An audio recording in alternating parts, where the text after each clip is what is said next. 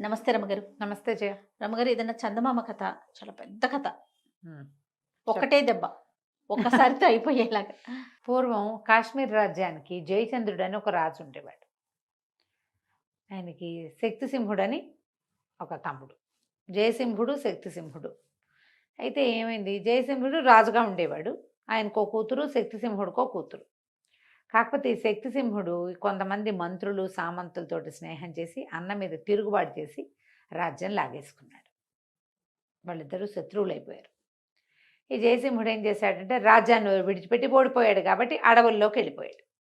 ఆయన ఫాలోవర్స్ కొంతమంది చిన్న సైన్యం ఆయన వెనకాల పడి వెళ్ళిపోయింది. అయితే జయసింహుడికి ఒక కూతురు ఉంది కదా, లీలావతి, ఆ పిల్ల పేరు. అది ఆ అమ్మాయి శక్తిసింహుడి కూతురు మాలతి, ఇద్దరు బాగా క్లోజ్గా ఉండేవాడు. ఇతను ఏం చేశాడంటే అన్నయ్యని తరిమేశాడు, కానీ తన కూతురికి తోడుగా ఉండటం కోసం లీలావతిని వెళ్ళనివ్వాలి ఆడకి. అంతఃపురంలోనే పెంచాడు. ఈ ఆడపిల్లలిద్దరూ అసలు ఒకళ్ళనొకళ్ళు విడదీయరాని సంబంధంతో కవల పిల్లల్లాగా కలిసే తిరిగేవాళ్ళు. ఒకే రకం బట్టలు కట్టుకునేవాళ్ళు. ఎంతో చక్కగా ఉండేవాళ్ళు. ఉన్నా కూడా తన తండ్రి లేడని, తండ్రి అడవులకు పోయాడని లీలావతికి కష్టంగానే ఉండేది. ఓ 10-11 ఏళ్ల పిల్ల అప్పటికి. కొంతకాలం గడిచింది. ఆడపిల్లలిద్దరూ యుక్త వయస్కులు అయ్యారు. కొంచెం దిగులుగానే ఉండేది. అయితే ఏమైందట, ఒకసారి ఊళ్ళో కుస్తీ పోటీలు అవి ఇవి జరిగినాయి. మల్లయోధులు చాలామంది ఉన్నారు. వీళ్ళకి కాశ్మీర్ రాజ్యంలో మల్లయోధుడు మామూలుగా కాదు, నడగొండలాగా ఉంటాడు. అయితే అతనే గెలిచాడు. గెలిస్తే ఇంకెవరైనా ఇతన్ని గెలవడానికి ఉన్నారా అని కేకలు పెట్టి ఉద్ఘోషాలు చేస్తారు కదా. చేసేసరికల్లా ఓ కుర్రాడు నేను వస్తానన్నాడు. తీరా చూస్తే ఆ కుర్రాడు కొంచెం బలంగానే ఉన్నాడు, కానీ సుమారుగా ఉన్నాడు. ఇంత కొండలాగా ఉన్నవాడిని మామూలు వాడు ఏం చేస్తాడు?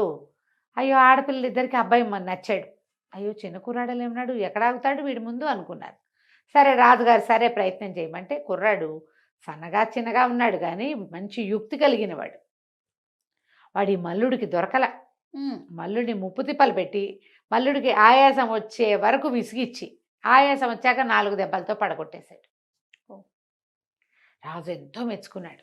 అమ్మాయిలు ఇద్దరు కూడా చాలా సంతోషించారు. వాళ్ళకి అట్లాంటి సరదాలు ఉన్నాయి. స్పోర్ట్స్ దగ్గరుండి చూసేవాళ్ళు. బోళ్ళు చప్పట్లు కొట్టారు ఇద్దరు.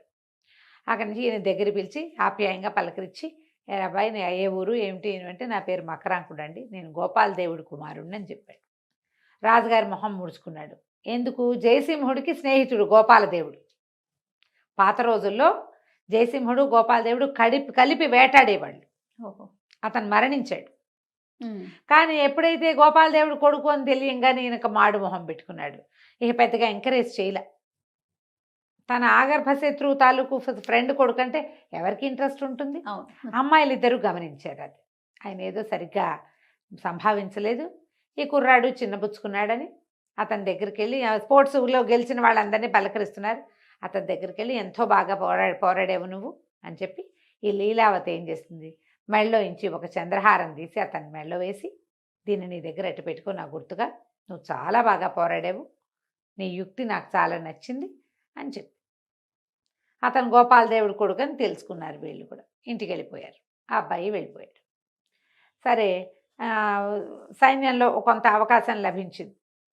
అప్పుడప్పుడు ఈ స్పోర్ట్స్ మీట్ అయ్యే వరకు ఇక్కడే ఉండమని ఆ అబ్బాయికి చెప్పారు. అవి రోజు ఏవో స్పోర్ట్స్ మీట్ అయ్యేవి. ఆ అబ్బాయి కనపడుతూనే ఉన్నాడు. మెల్లిగా ఈ లీలావతి అతనికి కళ్ళు కలుస్తున్నాయన్నమాట. మొహాలు ఒకళ్ళ మీద ఒకళ్ళకి ఆసక్తి ఉన్నట్టు తెలిసేలాగానే ఉంది. ఆ అబ్బాయి గురించి మాట్లాడితే చెల్లెలు నవ్వుతున్నది. అక్క, నీ మనసు అక్కడ పట్టేసిందే అంటూ ఉండేది. మా నాన్న స్నేహితుడు కొడుకు కదా, మనకు స్నేహితుడు కాకపోతాడా అనేది. కొన్నాళ్ళ తర్వాత మకరాంకుడు అంటే విసుగు పుట్టేది ఈయనకి, ఈ రాజుగారికి, శక్తిసింహుడికి. విసుక్కుంటూ ఉండేవాడు. ఒకనాడు ఏమనిపించింది, స్పోర్ట్స్ మీట్ చాలా రోజులు జరిగింది. ఈ మీట్కి వచ్చిన వాళ్ళందరూ కూడా మాలతి కంటే లీలావతిని మెచ్చుకునేవాళ్ళు. లీలావతి పెద్దది. ఆ పిల్ల తెలివిగా మాట్లాడేది. పైగా తండ్రి రాజుగా ఉన్నప్పటి నుంచే పుట్టింది అమ్మాయి. మొదటి నుంచి యువరాణి హోదాలో ఉండి వచ్చిన వాళ్ళని చూసుకోవటాలు అవన్నీ నేర్చుకుని ఉంది. కొంచెం తెలివిగలది. మాలతి ఉక్కరవ చిన్నపిల్ల. ఆ అమ్మాయికి అక్కయ్య వెనకాల తిరగటం మామూలుగా రెండో వాళ్ళకి అవి రావు. రెండో వాళ్ళు పెద్దవాళ్ళ వెనకాల తోకల్లాగా తిరుగుతూ ఉంటారు.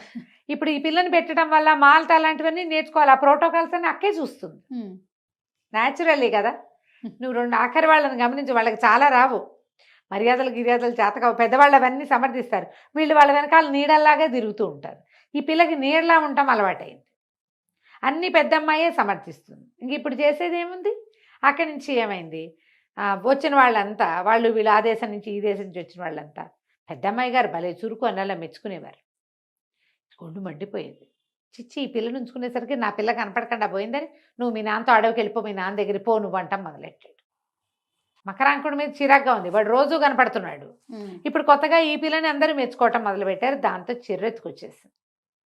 సరే వెళ్ళిపో వెళ్ళిపో అనేసరికల్లా ఈ మాలతి పొలబోదిపోమని ఏడ్చింది. అదే నాన్న, మీ ఇద్దరం ఒక్క ప్రాణంగా ఉన్నాం, అక్కయ్య లేకపోతే నేను ఉండను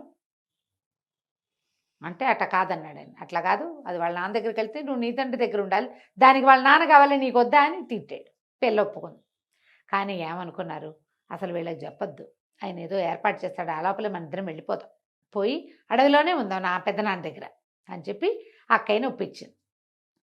ఆ అమ్మాయికి తండ్రి దగ్గరికి వెళ్ళాలని ఉంది లీలావతికి, కానీ మాలతిని వదిలిపెట్టడం మీద పెద్ద ఆసక్తి లేదు. అది ఎట్లాగో వస్తానంటోంది కదా. సరే వీళ్ళు ఏం చేశారు, డబ్బు దశకం నగలు నాణ్యాలు ప్యాక్ చేసేసుకున్నారు.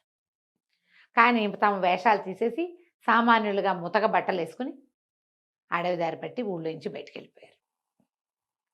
వెళ్ళిపోయేది ఇక ఊర్లన్నీ దాటేవరకు అడవి ఇంతేం దగ్గరలో లేదు, టౌన్కి ఎక్కడో ఉంది. వీళ్ళు ఒక సిటీలో నగరంలో ఉన్నారు. వెళ్ళగా వెళ్ళగా వెళ్ళగా వెళ్ళే దారంతా చేతిలో డబ్బులు ఉన్నాయి కదా, అన్ని చోట్ల తిండి తిప్పలు శుభ్రంగా నడిచాయి. వీళ్ళు ఏం ప్లాన్ చేసుకున్నారు, ఇట్లా ఆడపిల్లల్లాగా వెళ్తే ఇబ్బంది అవుతుంది, నేను నీకంటే పెద్దదాన్ని, కొంచెం గైరుగా పెద్దగా పిల్లగా కనపడతా కాబట్టి నేను మగ వేషం వేసుకుంటా, నువ్వు చెల్లెలు వేషం వేయమంది చెల్లెల్ని. ఎట్లాగూ చెల్లెలకి అలవాటే, అది చెల్లిగానే ఉంటుంది. ఈ మగపిల్లాడి వేషం వేసుకుంది లీలావతి.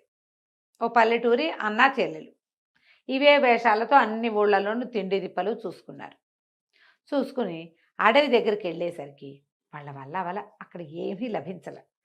వీళ్ళకి చెట్లు ఎక్కటాలు రాదు, తేనె పిండుకోవటం రాదు, దుంపలు కాల్చుకోవటం రాదు, పొయ్యి వెలిగించడం రాదు, ఏమీ రావు. అడవి లోపలికి వెళ్ళి కొద్దీ వెతుక్కోవాలి, వాళ్ళు ఎక్కడున్నారో తెలియదు. అవి ఎన్ని రోజులు పడతాయో తిండి తిప్పలు. అదే కదా. మొదటి రోజున్నర గడిచేసరికల్లా వేలబడిపోయారు. దాహం, మంచినీళ్ళు కావాలి, నీళ్లు ప్యాక్ చేసుకెళ్ళాలి, ఆ తెలివితేటలు రాలా వాళ్ళకి. ఊళ్ళల్లో అన్నీ లభిస్తున్నాయి, అక్కడ కూడా ఉంటాయి అనుకున్నారు. అక్కడి నుంచి చిన్నపిల్లేమో కాళ్ళు నొప్పులు పుడుతున్నాయని కూర్చోబడిపోయింది. ఈ లోపల ఎవరో కొంతమంది గొర్రెలు కాపర్లు వెళ్తున్నారు. వెళ్తుంటే ఓ కుర్రాడి దగ్గర తాబేటికి అయింది. బాబు బాబు మంచినీళ్ళు ఉన్నాయా అని కేకేసింది.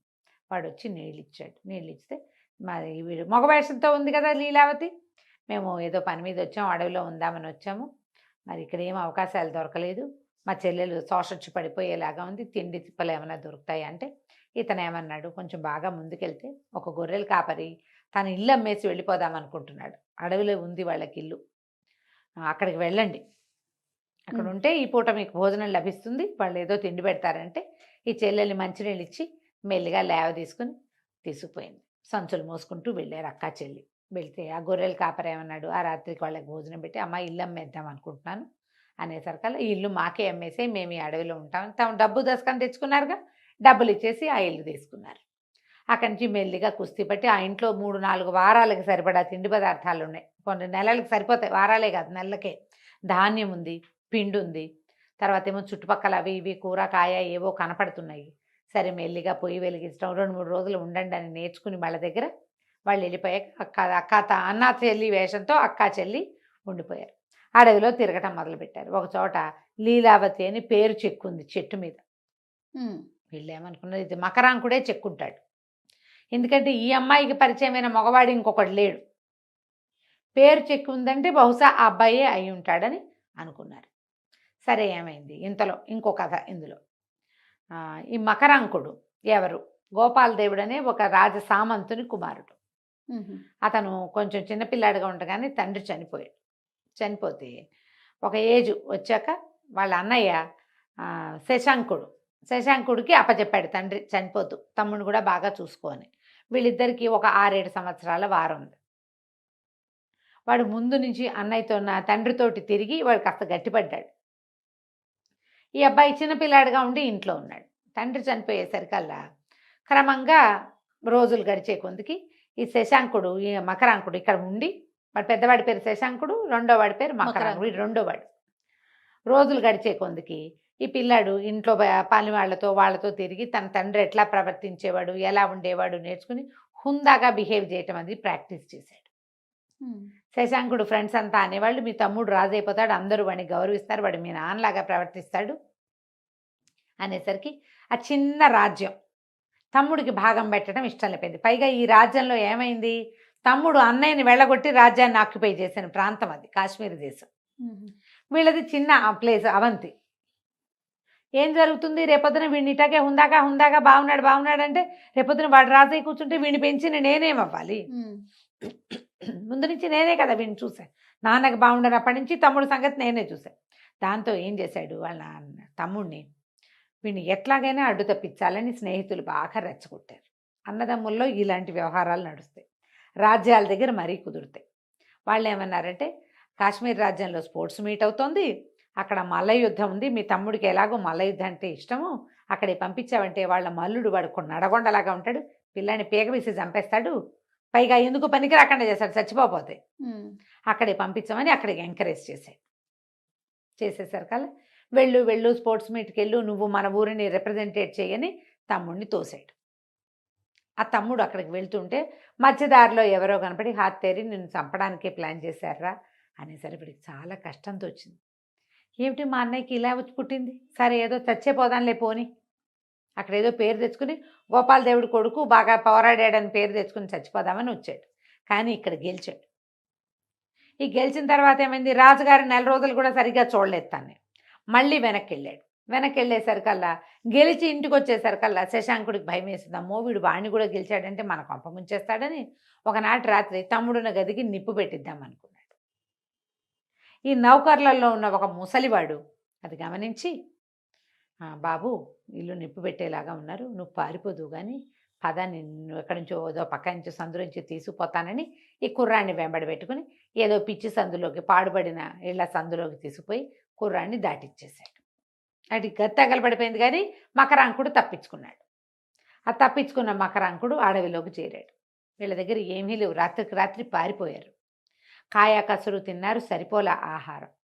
ఇక నడవగా ఈ ముసలివాడు నౌకరు తీసుకొచ్చాడు కదా, వాడి వేళ పట్టును ఇంత తింటారు, పెద్ద వయసు వచ్చేసరికి ఎక్కువ తినలేరు, వేళ తప్పి ఉండలేరు. ఎక్కడో కళ్ళు తిరిగి పడిపోయేసరికల్లా ఈ మకరాంకుడు ఏం చేశాడు, నువ్వు ఇక్కడే పడుకో, నేను ఏమైనా నీళ్లు తిండి దొరుకుతుందేమో చూస్తానని మొత్తం వెతకడానికి వెళ్ళాడు. ఈ వెళ్ళి ఎక్కడికి వెళ్ళాడు, పాతరాజైన జయసింహుడు ఉన్న ప్రాంతానికి వెళ్ళాడు. అక్కడ వాళ్ళు ఒక 4-5 ఆశ్రమాలు లాంటివి, ఒక పర్ణశాలలు లాంటివి కట్టుకున్నారు. అప్పుడే వంట చేసుకున్నారు. ఆయన చూడడానికి వచ్చిన వాళ్ళు కొంతమంది ఉన్నారు, ఆయన ఆశ్రితులు కొంతమంది ఉన్నారు. వాళ్ళు అక్కడ వంట చేసుకుని తింటున్నారు. ఆ వంట చూడంగానే మకరాంకుడు ఏమన్నాడు, కత్తి పుచ్చుకుని ఎవరైనా సరే ఆహారం ముట్టుకుంటే చంపేస్తాను, ఈ ఆహారం అంతా నాకు కావాలన్నాడు. అనేసరికి జయసింహుడు ఆశ్చర్యపోయి, ఎందుకు నాయన అంత కంగారు పడతావు, నీకు కావాలంటే తిను, ఆకలిస్తే తిను, దానికి ఎవరినైనా చంపడం కొట్టడం ఎందుకు, కావాలంటే ఇంకా కొంచెం వండించుకుందాం, మళ్ళీ వండుకుందాం, వాళ్ళంత ఆహార పదార్థాలని మనకు వచ్చిన భయం ఏమీ లేదని ఓదార్చాడు.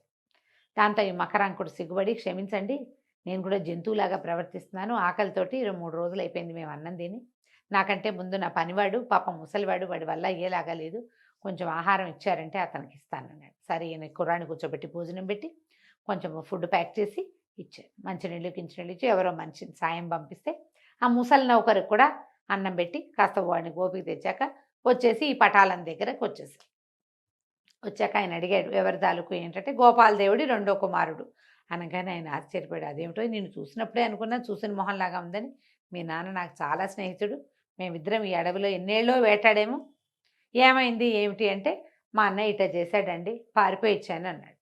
తనని తమ్ముడు ఎట్లా చేశాడో తిండి అన్నయ్య. దాంతో ఆయన బాబు నా దగ్గరే ఉండు అని కుర్రాన్ని తన దగ్గరే ఉంచుకున్నాడు.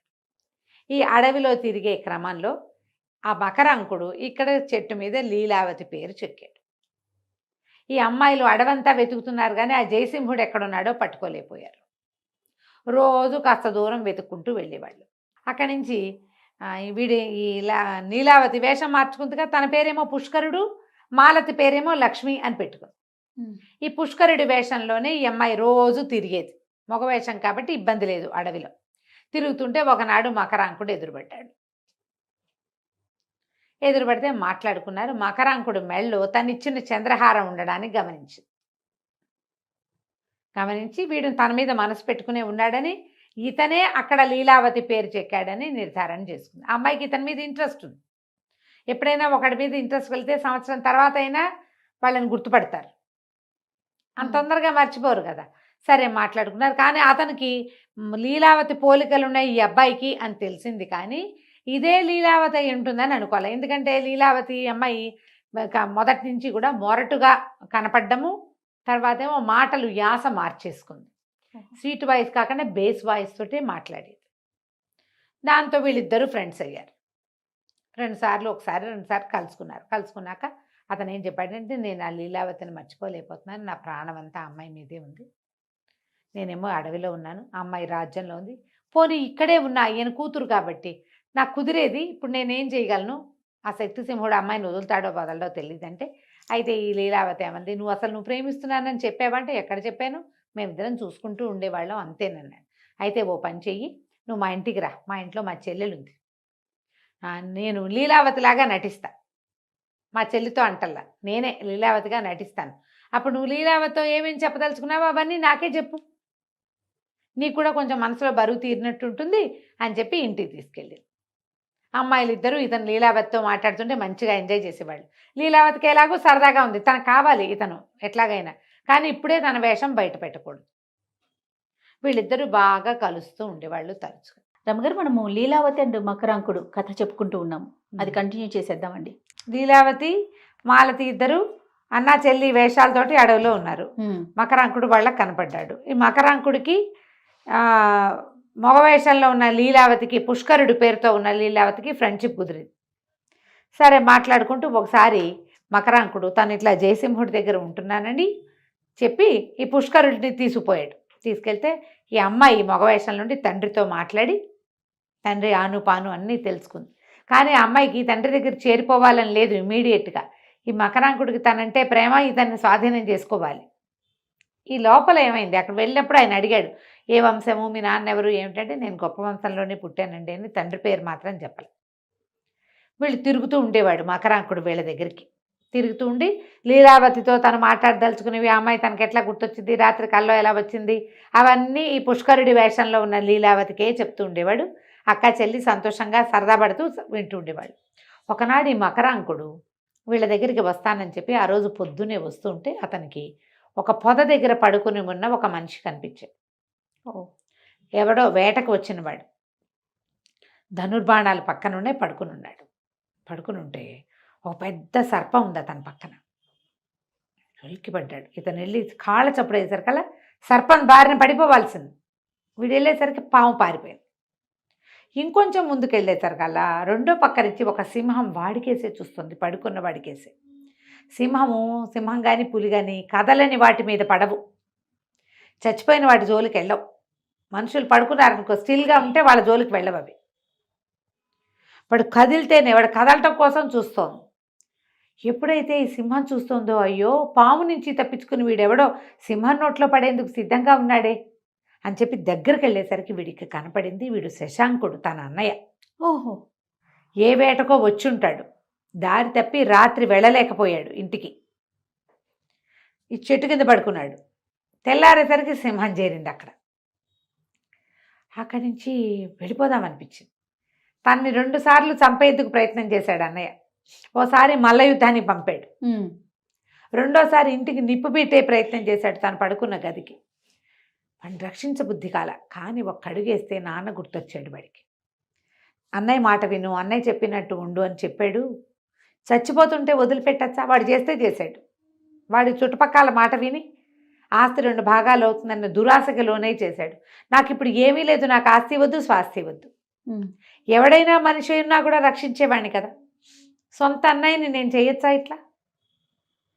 తప్పనిపించింది. అక్కడి నుంచి సింహాన్ని కొట్టాడు, కర్ర బాణం వేసి. కొట్టేసరికి సింహం వాడి మీదకి దూకింది. ఇద్దరు హోరాహోరీ పోరాడేశారు. కానీ ఈ పోరాట శబ్దాలకి, అరుపులకి, కేకలకి శశాంకుడు లేచి కూర్చున్నాడు. లేచి కూర్చుని చూస్తే ఏముంది, సింహంతో తన పక్కనే సింహంతో పోరాడుతున్న తమ్ముడు కనపడ్డాడు. వీటికి తెలిసింది ఆ సింహం తన మీదకి దూకపోతుంటే తమ్ముడు అడ్డం పడుతున్నాడు. సింహం కాస్త చచ్చిపోయింది, కానీ దాన్ని పంజా ఇట్లా భుజాల మీద పీకేసింది మకరాంకుడు. అయితే ఏమైంది, మకరాంకుడు ఇద్దరు కావలించుకున్నారు ఒకళ్ళనొకళ్ళు. శశాంకుడు అన్నాడు, నేను నీకు ఎంత అన్యాయం చేయబోనాను, నువ్వు నన్ను బతికించేసావురా అంటే, ఇది ఒకటే కాదన్నయ్య, నీ మీద పాము కూడా పడిపోయింది, అది తప్పుకుని ఇది పడుతుంటే దీన్ని కొట్టాను అన్నాడు. అన్నాక ఏం చెప్పాడు, నువ్వు ఓ పని చెయ్యి, నేను జయసింహుడి దగ్గరికి వెళ్ళి కట్టు కట్టించుకుంటా, వాళ్ళ దగ్గర మందులునే వెజ్ ఉన్నాడు అక్కడ వైద్యుడు. నువ్వు ఇట్లా ముందుకెళ్తే ఇట్లా రైతుపల్లెల వైపుకి ఒక గుడిసుంది, ఒక గొర్రెల వాళ్ళ పాకుంది, అందులో పుష్కరుడని నా స్నేహితుడు ఉన్నాడు, వాళ్ళ చెల్లెలు కూడా ఉంటుంది. పొద్దున్నే వాళ్ళ ఇంటికి వస్తానని చెప్పాను నేను, వాళ్ళు నా కోసం ఎదురు చూస్తూ ఉంటారు. నువ్వు పోయి అక్కడికి వెళ్ళి నేను రావట్లేదని, నాకు సింహం వల్ల నాకు దెబ్బ తగిలిందని చెప్పు అని చెప్పేసరికల్లా సరే శశాంకుడు ఏం చేశాడు, శశాంకుడేమో మా లీలావతి మాలతి ఉన్న గుడిసెకు బయలుదేరాడు. మకరాంకుడేమో భుజం సింహం పీకిందిగా, కట్టించుకోవడానికి జయసింహుడి దగ్గరికి వెళ్ళిపోయాడు. ఆ గుడిసె దగ్గరికి వెళ్ళిన పుష్కరుడికి వాకిట్లో బిందెతో మంచినీళ్ళు తెస్తున్న లక్ష్మీబాయి రూపంలో ఉన్న మాలతి కనపడింది. ఆ పిల్ల అందానికి మూర్చిపోయాడు వీడు. ఏమిటి ఇంత బాగుంది అమ్మాయి, రాజకుమార్ తల్లే ఉంది అని ఆశ్చర్యపోయి, నేను శశాంకుడిని, మకరాంకుడు వాళ్ళ అన్నయ్యని, మీ అన్న ఉన్నాడా అని అడిగారు. అన్న ఉన్నాడు, లోపల ఉన్నాడని లోపల తీసుకెళ్తే అప్పుడు ఈమె పుష్కరుడు మా శశాంకుడు చెప్పాడనమాట, ఇక్కడ యాక్సిడెంట్ లాగా అయింది, ఓ సింహం నా మీద పడితే మా తమ్ముడు దాన్ని పోరాడాడు, మరి దెబ్బలు తగిలినాయి, కట్టించుకోవటానికి జయసింహుల వారి దగ్గర వెజ్జున్నట్ట అక్కడికి వెళ్ళాడు అని చెప్పేసరికల్లా ఈ పుష్కరుడు నుంచుని పాళాన పడిపోయాడు. శశాంకుడిని సింహం పీకేసింది అనగానే కళ్ళు తిరిగిపోయినాయి. వీడికి అర్థం కాల.